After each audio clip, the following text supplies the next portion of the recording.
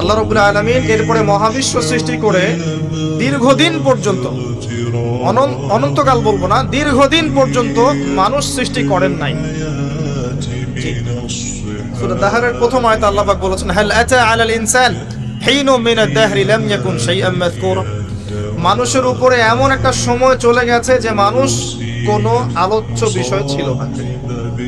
মানে মানুষ সৃষ্টি করা হবে, এখন দুনিয়া যা হচ্ছে দেখতে পাচ্ছেন, আমরা কোনো টপিকই ছিলাম না, এত সময় চলে গেছে মহাবিশ্ব।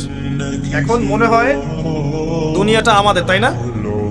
মানুষই সব, মানুষই এই দুনিয়ার পলিটিক্যাল মালিক, ইকোনমিক মালিক, সংস্কৃতির মালিক, পরিবার, ব্যক্তি, সমাজ, সবকিছু মালিককে মালিক মনে হয় এখন মানুষকে। কিন্তু এমন একটা সময় ছিল যখন আল্লাহ বলছেন মানুষ সৃষ্টি হবে, এই বিষয়টা অনেক দূরের পথ ছিল।